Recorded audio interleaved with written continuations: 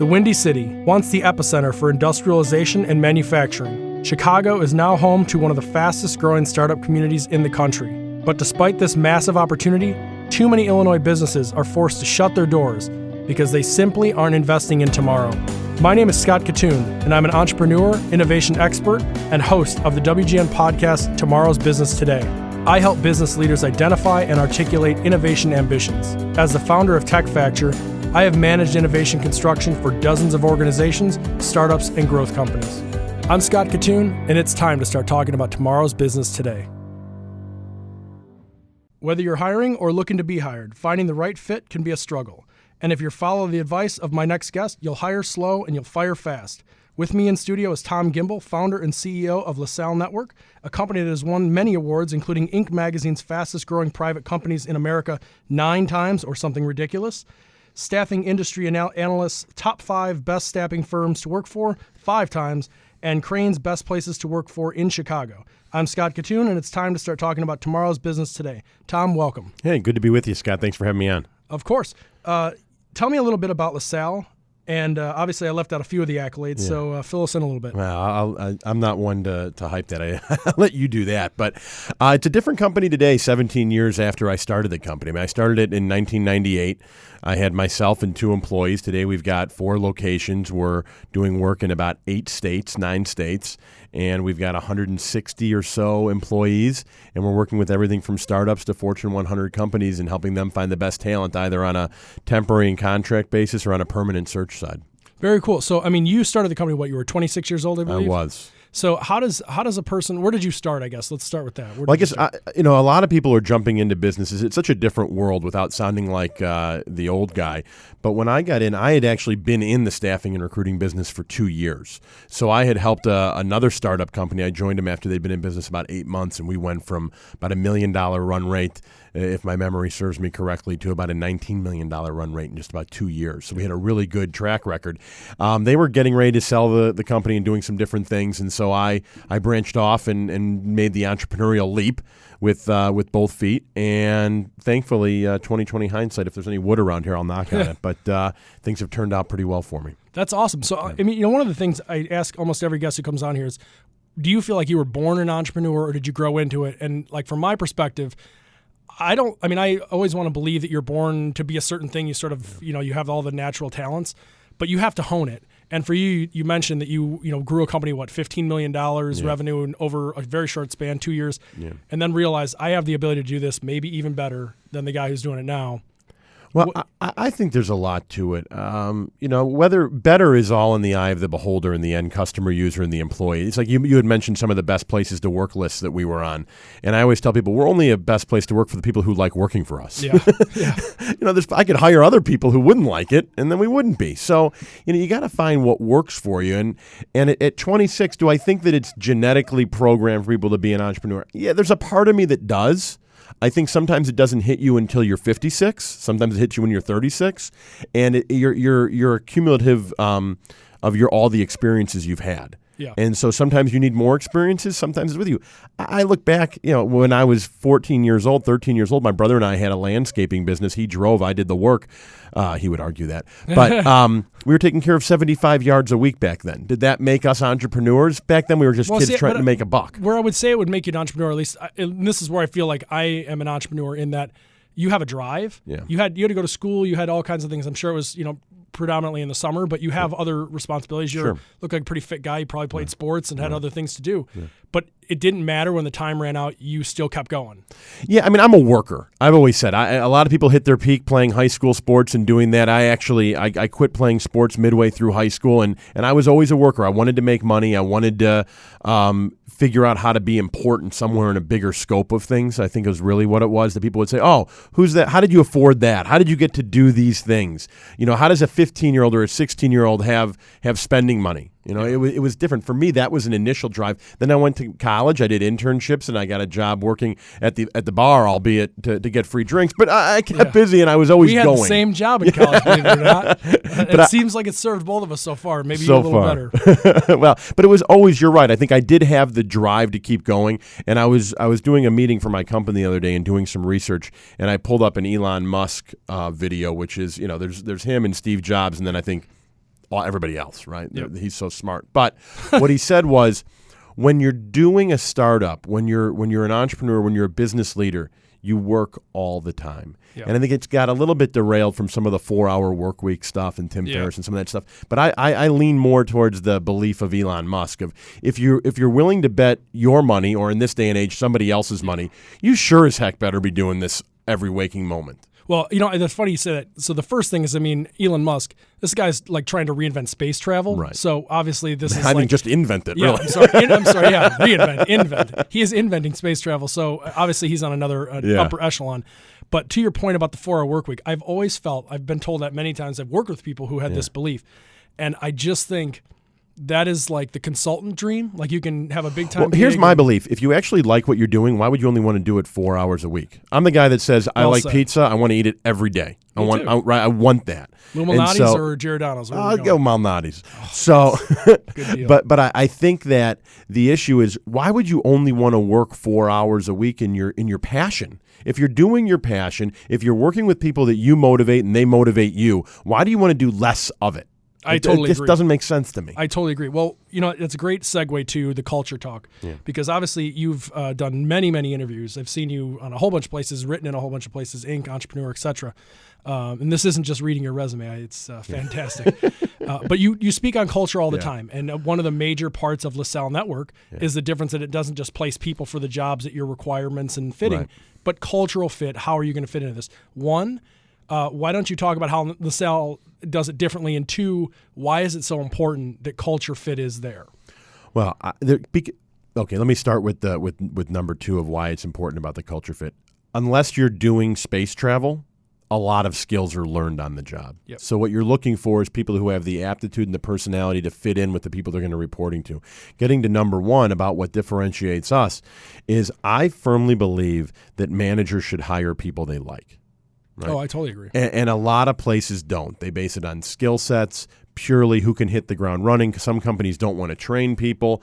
And the moment they say they don't want to train people and they want people to hit the ground running, they're putting today's skill set over tomorrow's culture. And for me personally, I don't think it's right. There's plenty of companies that do that, and they're bigger than mine, and they do great things. Sure. It just fundamentally, my belief is if I'm going to work 1 million hours like we talked about a few minutes ago, I want to do it with people I like.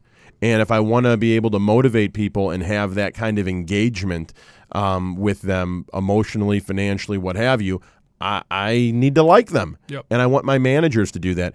And the last part of that is the people with the best resumes don't always have the skills they say they do on paper, and or they're coming out of one environment where it worked. That doesn't guarantee that it's going to work in the next. So if you don't like them and they're not doing the job well, you're not going to want to spend any time to help them get there. Yeah. Right? So it creates another problem. Imagine what their friends go through. They have to spend all this time with them. Well, I always say, you can have I got friends I wouldn't want to work with. Absolutely. Right? I mean, work ethic and friendship are not mutually exclusive for sure. Yep. One of the things about it, I was just having a conversation yesterday with somebody about this. With regard to hiring, as well as when you're looking at top candidates, you see the numbers. They scored well on tests. They scored well. They went to Chicago Booth. They went to wherever, really good scores. You get to take those tests in a quiet room. You don't get to take those tests with the gun to your head, with the pressure on, with chaos moving through. And I think people are vastly, a lot of companies I at least work with, vastly underrating the importance of a good conversation with somebody and somebody you can go through thick with. There's no doubt about that. I mean, I know people that went to Harvard or Wharton or Yale or Stanford or Northwestern or Booth. Easy on the Northwestern and well, no, and not that they're not smart, but they were smart coming out of high school. Yeah. Right? And I know people who are one of the most successful guys in Chicago. A friend of mine runs a huge financial tech company. He went to the University of Illinois. Yep. Right? There's a myriad of reasons why people choose schools. Is there a better learning and teaching at one of the schools I mentioned? Absolutely. And the professors actually wrote the books at those schools. Yeah. There's a difference. But it doesn't change somebody's ability to execute. If you can execute, coming up with the idea is one thing. Being able to execute the idea, that's what the rewards are for. Innovation without execution is ideation. There you go. Done. So in the culture way, so as we're talking about innovation and startups, what is the difference between, at least from your perspective, finding both hiring as well as placing jobs for upstart startups versus going to an old Buffalo company and like placing the right guy? What's that like? I think when you're dealing with startups, you really have to find out what the entrepreneur wants. And there's also a difference between a bootstrapped startup and a VC strapped. Let's assume this is funded. Okay. So if it's funded, now you have different pressures. The money's there. Yep. Theoretically, but the pressure is intensified in a different way. So the entrepreneur knows that they're going to make payroll on Friday. Yep. However, all of a sudden, he's got a Wharton grad or a Harvard grad breathing down his neck. Yeah. Right? And there's an intimidation factor, or her neck, which... Thank you. Yeah, absolutely. And so...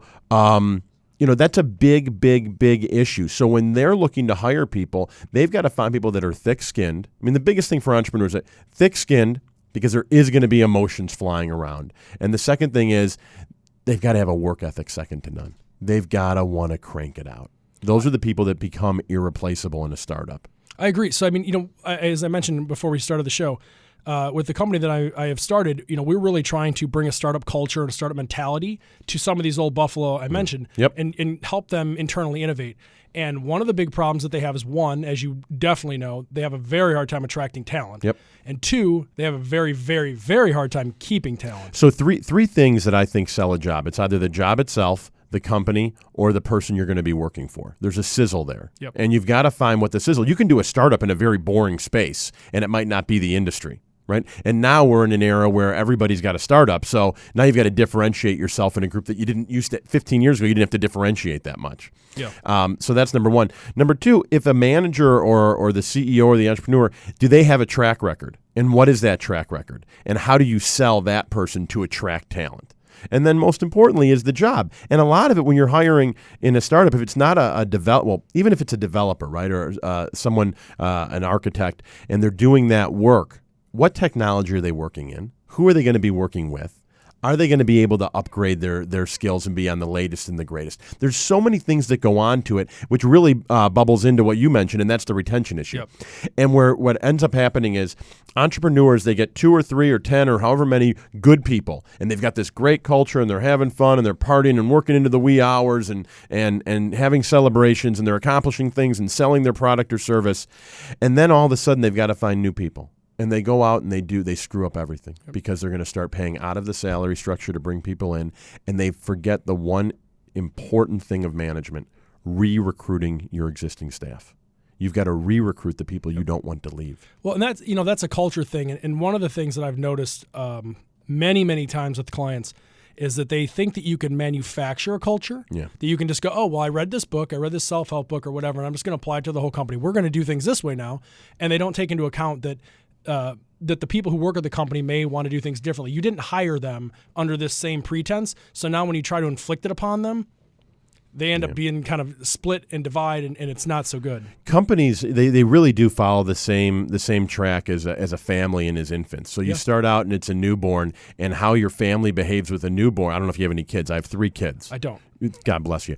And so you've got this kid, and you have it, and you put it in one of these little buckets, the seat buckets for the car, and you carry it around. You can still lead your life. You go to dinner, and it sleeps the whole time. Yeah. Right? Your life doesn't change. So to speak.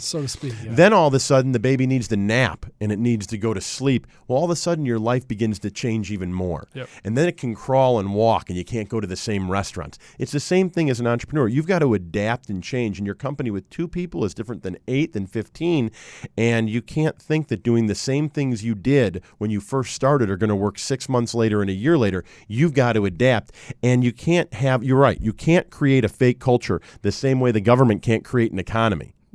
Right? Yes. And I'm not trying to be political. It's true. But the economy grew over the last 20 years because the internet came on. Yep. Right? I mean, we had this e-commerce that didn't exist before. You can't just flip a switch and say, oh, now we're going to have a green economy, so we're going to add 1 million jobs. Yep. It didn't work. Yeah. So it's the same thing as when you're running a company. You've got to figure out what you want the culture to be. And then the hardest part is you have got to be there and be the leader of the culture. And when you want to be off golfing on Friday afternoons, and you want to be with your family on the weekends, and you want to be sailing in the summer, you're not setting the pace. You're not setting the tone. If you're, let's say that, okay, so you've done some new hiring, you're a company that is trying to change your ways a little bit.